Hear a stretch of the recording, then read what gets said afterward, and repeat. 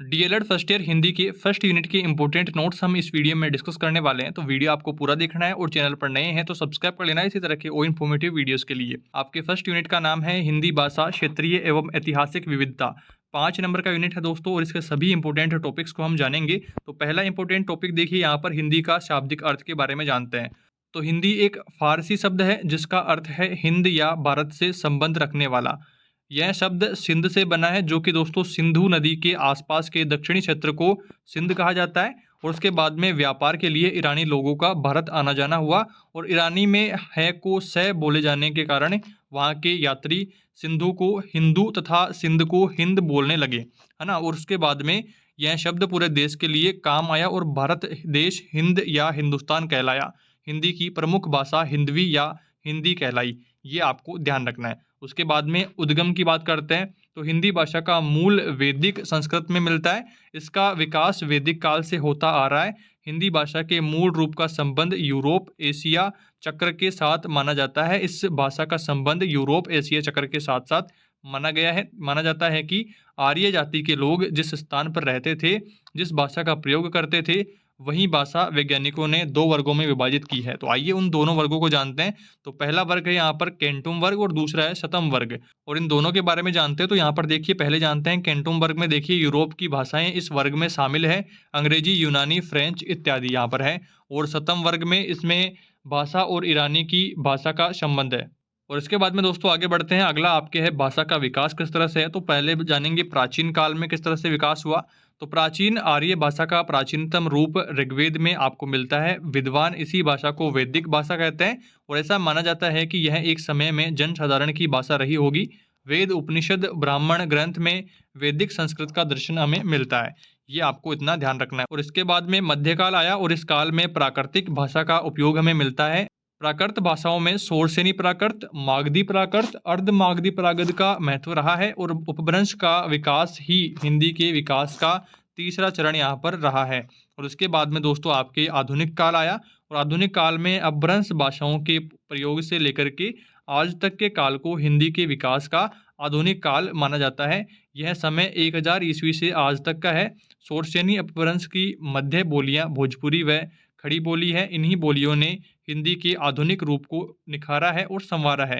ये आपको थोड़ा सा ध्यान रखना है। कुछ पॉइंट्स हैं दोस्तों, थोड़ा सा डिफिकल्टीज आपको यहाँ पर आ सकती है, बट कुछ पॉइंट्स आपको ध्यान रखना है ताकि इस तरह का प्रश्न अगर आपके आता है तो आप उसे आसानी से हैंडल कर पाएँ।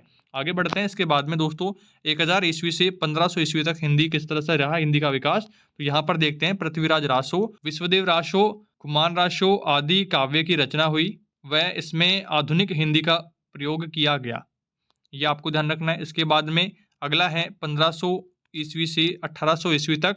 इस काल में अपभ्रंश का प्रयोग बंद हो गया और ब्रज अवधि और खड़ी बोली में निखार आ गया। और उसके बाद में कृष्ण भक्ति के साथ साथ ब्रज भाषा का प्रयोग भी बढ़ा। और इसके बाद में आपको यहाँ पर एक लाइन और ऐड करनी है कि सूरदास, नंददास, रसखान ने अपनी कृतियाँ रची। रीतिकालीन कवि बिहारी, मतीराम और केशव आदि ने अलंकार युक्त भाषा का अधिक प्रयोग किया। यहाँ पर दोस्तों आगे बढ़ते हैं। 1800 ईस्वी से आज तक का सफ़र। तो यही काल खड़ी बोली के विकास का काल माना जाता है। यही खड़ी बोली हिंदी भाषा है जो समूचे देश की राष्ट्रभाषा है। और इसके बाद में दोस्तों भाषा क्या है इसके ऊपर डिस्कस करते हैं। तो भाषा देखिए भाव, विचार तथा अनुभवों को व्यक्त करने का सांकेतिक साधन है। शास्त्रीय अर्थ में बात करते हैं तो विचारों की अभिव्यक्ति के लिए किसी समान द्वारा स्वीकृत ध्वनि संकेतों का व्यवहार यहाँ पर होता है, तो वह भाषा कहलाती है। स्वीकृत जो कि पूरे प्रदेश में स्वीकृति हो, सभी को वह समझ में आए, तो ऐसे जो संकेत होते हैं उनका यहाँ पर व्यवहार में प्रयोग करना, वो यहाँ पर भाषा कहलाती है। अब विचारों की अभिव्यक्ति के लिए, अपने विचारों का आदान प्रदान करने के लिए थोड़ा सा आपको इस तरह से ध्यान में रखना है। और इसके बाद में भाषा के कार्यों को जानते हैं। तो भाषा का कार्य है, देखिए सबसे पहले तो आपको जानना है कि अपने विचारों का आदान प्रदान करना भाषा का कार्य है। उसके बाद में अपने काम में व्यस्त रखना, खेल का बालक शब्दों से यहाँ पर खेलते हैं, और समझाना, एक दूसरे की भाव अभिन्न जो अभिव्यक्तियाँ हैं उनको आपस में समझाना यहाँ पर।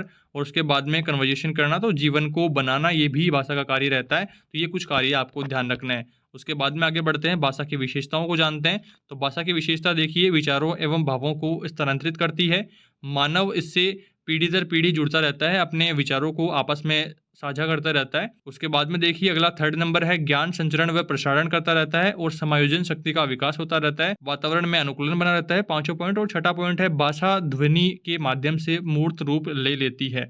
ये कुछ पॉइंट्स दोस्तों आपको ध्यान में रखने हैं। उसके बाद में अगला आता है बोली क्या है। तो बोली किसी क्षेत्र विशेष में प्रयोग में लाई जाने वाली बोलचाल की वह भाषा है जो कि दोस्तों किसी क्षेत्र विशेष में ही यहाँ पर होती है। छोटे से क्षेत्र की यहाँ पर बात हो रही है। बोली का सीमित रूप और सीमित यहाँ पर क्षेत्र होता है, ये आपको ध्यान रखना है। उसके बाद में आपके अगला पॉइंट आता है कि हिंदी भाषा के अंतर्गत मानी गई 5 उपबोलियां आपको बतानी है। तो एक है, पहली है पश्चिमी हिंदी, दूसरी है पूर्वी हिंदी और तीसरी है बिहारी, चौथी है राजस्थानी और पांचवी है पहाड़ी। ये कुछ 5 मानी गई उपबोलियां हैं।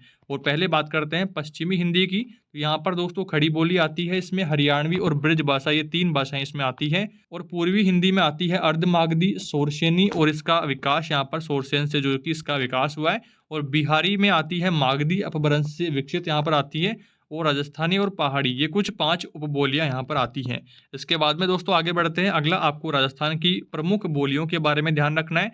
तो पहली है मारवाड़ी के बारे में जानते हैं। तो जोधपुर के आसपास की बोली को मारवाड़ी बोली कहते हैं। इसमें महेश्वरी, बीकानेरी, नागौर, गोडवाड़ी आदि बोलियां यहाँ पर रहती है। इसके बाद में अगला है मेवाड़ी। तो इस यहाँ मेवाड़ क्षेत्र में बोली जाती है। इसमें उदयपुर, भीलवाड़ा, डूंगरपुर, चित्तौड़गढ़ इत्यादि यहाँ पर आते हैं, इसके आसपास के क्षेत्र। और उसके बाद में ढूंढाड़ी की बात करते हैं। तो यह जयपुर, दौसा, अजमेर, किशनगढ़, टोंक आदि में बोली जाने वाली बोली है। संतू साहित्य आपको यहाँ पर ध्यान रखना है। उसके बाद में आगे बढ़ते हैं। अगला है आपके हाड़ौती में। तो यह बूंदी, झालावाड़ आदि में बोली जाती है। और उसके बाद में मेवाती आती है। तो मेवात क्षेत्र में यह बोली जाती है और अलवर में इत्यादि क्षेत्रों में यहाँ पर अलवर के आसपास भी बोली जाती है। इसके बाद में अगला आता है छठा नंबर पे वागड़ी। तो यह डूंगरपुर, बांसवाड़ा जिले में बोली जाती है। और अगला है यहाँ पर मालवी। तो यह इंदौर, भोपाल, राजस्थान के मेवाड़ के कुछ भागों में बोली जाती है मालवी बोली। तो ये कुछ महत्वपूर्ण बोलियां भी दोस्तों आपको ध्यान में रखनी है। एक एक नंबर के प्रश्न यहाँ से आ सकते हैं। इसके बाद में आगे बढ़ते हैं। अगला है आपके मानकीकरण से आशय क्या है और इसकी प्रक्रिया आपको बतानी है। तो सबसे पहले जानते हैं कि आशय क्या है। तो अंग्रेजी के स्टैंडर्डाइजेशन शब्द का हिंदी रूपांतरण है। इसमें भाषा के विविध स्तरों पर पाई जाने वाली विषमता को दूर कर समरूपता लाने का प्रयास किया जाता है। भाषा का मानकीकरण अमूर्त आदर्श है, जैसे कि मैंने नहीं किया ये मानक है, मैंने नहीं करा ये अमानक है, किया और करा ये थोड़ा सा आपको यहाँ पर ध्यान रखना है। मानक कौन सा है और अमानक कौन सा है। किया तो रहेगा मानक और करा रहेगा यहाँ पर अमानक, यहाँ पर आपको ध्यान रखना है। इसके बाद में आगे बढ़ते हैं। अगला आपके प्रश्न है दोस्तों इसकी प्रक्रिया के बारे में। तो ध्वनियों के विषम उच्चारणों के स्थान पर समरूप उच्चारण निर्धारण करना पहला इसकी प्रक्रिया है।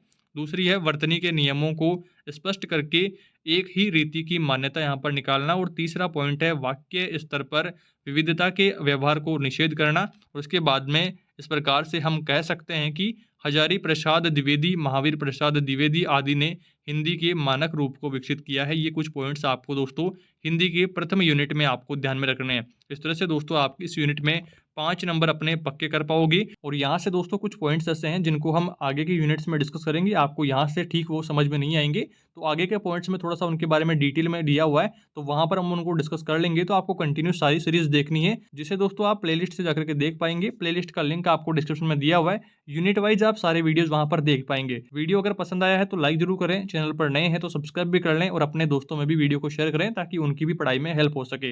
इस वीडियो में दोस्तों इतना ही, जल्दी मिलेंगे अगले यूनिट के साथ। तब तक दोस्तों आप बाकी वीडियोस देखें और अपनी परीक्षा की तैयारियों को ध्यान से करें। Thanks for watching this video.